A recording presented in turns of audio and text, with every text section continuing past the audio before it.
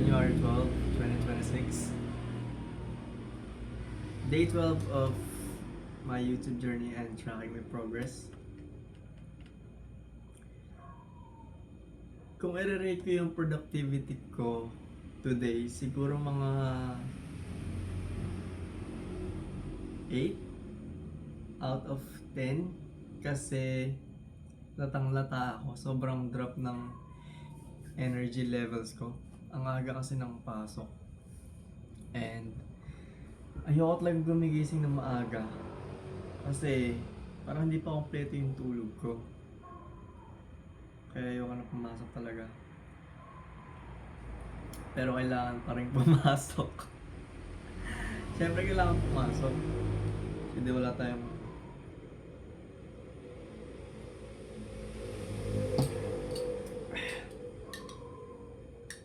sarap ng gatas, guys. So yun. Siguro mga 8 or 7.5. Feeling ko 7.5 kasi hindi tayo nakapag workout today. Kasi sa work, meron akong inayos and medyo time intensive siya. Kaya okay lang naman ayusin kasi time intensive talaga. Yun lang. And then nahiga lang ako kasi nung hapon kasi sobrang antok ko talaga and nakatulog ako saglit kasi antok talaga ako latang-lata. Nagkaroon lang ako ng energy nitong paggabi, mga alas 5 kasi naligo ako. So yan, kapag naliligo talaga tayo, sobrang bumabalik yung energy natin. Kaya naman, dapat maligo pa lang umaga na, no? Oo nga, no? Umaga pa lang. Kaya nga nung estudyante tayo, kapag naligo tayo ng maaga, gising tayo maghapon. Kasi, nagising na yung mga cells natin, di ba? So yan. Okay, update naman sa ating YT channel. Okay, main channel muna tayo. YT1. Tumataginting na 7 subscribers. Feeling ko kapag tumatagal, parang nag-50-50 ako dito kung gusto ko parang ituloy yung journal videos pero hindi na siya naka-public. Tapos yung shorts, mag-iiba ako ng niche kasi baka mamaya kasi iba kasi epekto. Makikita nung iba kunwari pag nag-subscribe journal videos pala tapos iba yung nakita nila sa shorts. Hindi ko alam eh. Hindi ko pa alam. So yun, 7 subscribers pa rin simula January. Actually simula December. Pero January 1 kasi first upload natin. Tapos hindi ko pa pala na-upload yung Space Time Cube dito. Pero yun nga, yung purpose lang naman ng main channel natin is maging channel lang for my video recordings, video journal, kung ano lang yung naging highlights for the day, kung ano lang yung naging progress natin sa YouTube journey natin, and sa other stuffs na ginagawa natin sa buhay natin. Tapos baka di ko na mahit yung 50 subs. 50 subscribers lang goal ko dito sa YT1, sa main channel.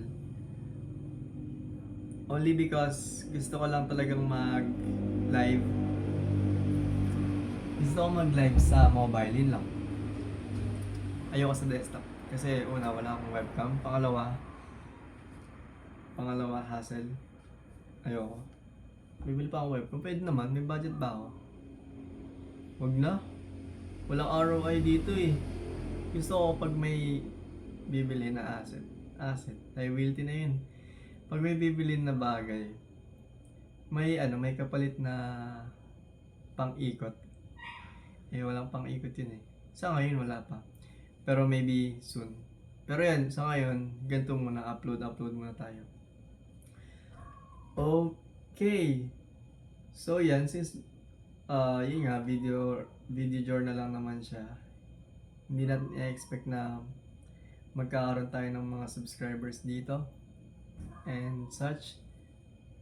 Ang focus natin is itong sa YT2 natin, which by the way, na siya, I think 1 week na siya ngayon, 7 days. Oo, kasi meron tayong 6, tama ba? 6 uploads yata. Wait. Meron ba tayong 6? Oo, meron tayong 6. Kasi meron tayong 1 day na in-skip. Kasi, hindi tayo nakagawa. So, meron tayong 6. 7. 6 pala. 6 videos sa second channel natin. And, looking good kasi yung first upload pa rin natin is nagiging pa rin talaga siya ng momentum, tuloy-tuloy. And sana magtuloy-tuloy kaso nga lang ang baba ng conversion rate niya into subscribers. Sobrang baba.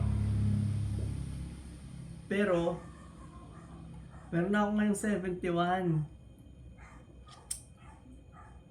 Sobrang saya ako kasi meron na akong 71 subs dito sa YT2, and it means na effective yung mga pinag-edit natin, and everyday parang saglit na lang siya i-edit kasi nagagamay ko na so yung style, format, layout, since gamay ko na siya, hindi na ako masyadong nagtatagal, siguro mga 2 hours ganun.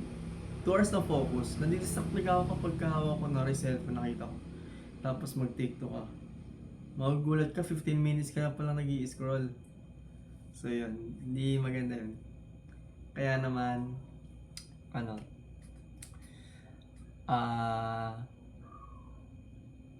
dapat 2 hours tapos na yung edit ng vid. Isipin mo kung 8 hours kang focus, siguro makakaano ka, 10 video. Kaso nga lang kasi ang matagal talaga is yung ideation stage. Walang kwenta naman yung mga... Walang kwenta rin yung ibang AI kapag gagawa ng ng script. Parang ewan lang. Maganda pa rin talaga yung kung ano yung vibe mo. So, para sa akin muna, idea ko, and then kung anong gusto kong flow, tsaka ko lang tatanong. Pero pangit pa rin yung generate, kaya ang nangyayari kung ano lang din yung may isip ko.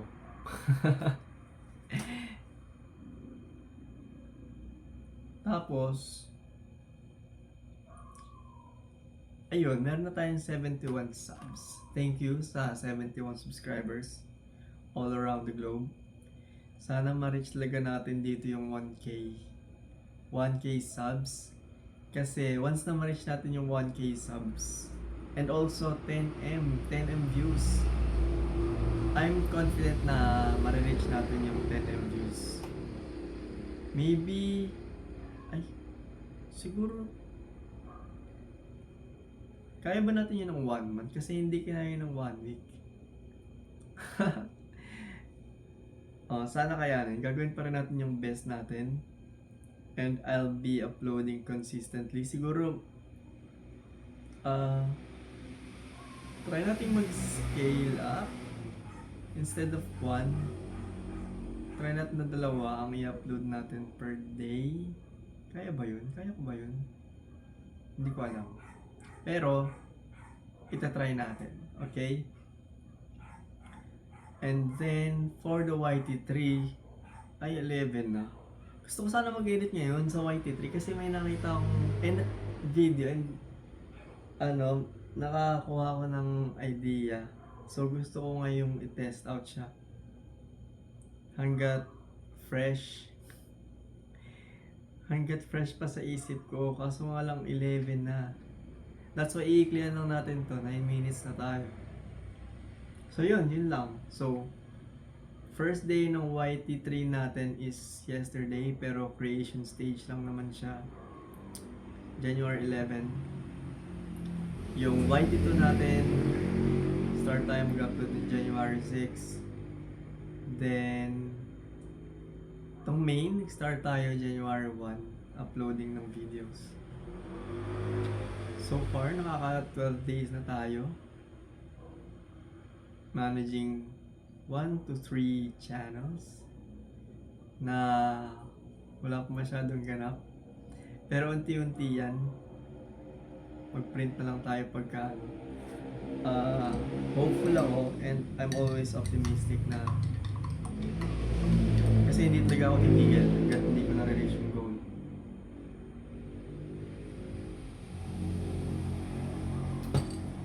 Hindi talaga ako sumusuko sa mga ganitong bagay. So today nga, pagod na pagod tayo. Tinulog lang natin. Pero at the end of the day, na-recover naman tayo and nag-edit tayo ng video. And yun, may na-upload tayo. Wait. May ma-upload tayo kasi in-schedule ko siya bukas. Yung eto naman, gusto kong tapusin siguro kahit hanggang 1, mag-extend ako. Grabe naman yan. Grind kung grind talaga tayo. Kasi, kailangan nating ma-reach yung goal ASAP. And, gamay ko naman, kontrolado ko naman ang sarili ko. I know kung hanggang saan ang scope ng kakayahan ko, kaya naman i-maximize natin yun. Madali naman tayong maka-absorb ng mga kailangang bagay. Ano lang, patience lang, and yung will of fire para magpatuloy. Tapos, yun. So, yun. Gagawa tayo ngayon. So, ngayon nga right now, gumagawa ako ng ano, parang flow ng video na i-edit ko. And hopefully, matapos ko siya by 1 AM. Kasi ayoko rin naman magpuyat. Kasi sobrang aga pa ng pasok ko. And sabog na naman ako niyan. Actually, 5 days ako laging sabog. Kasi hindi ako nakakatulog ng kompleto. So, kapag hindi na ako sana talaga ma-reach ko yung point na hindi ko na kailangan magtrabaho. Pero nagkakaroon pa rin ng pera. And malapit na yun. Nafe-feel ko. Actually, yung gantong same na mga pinagsasabi ko, sinabi ko na rin to dati. Tingnan mo ngayon. Pero at least ang dami nating nag-gain na lessons. So kung sakali mong mag-start ako from scratch, I can still build an empire. Yun nga lang, it takes time talaga. So kailangan talaga patience. Yun lang. Yun ang update natin ngayon. Kasi busy tayo. Marami tayong gawin. Thanks guys. Bye bye.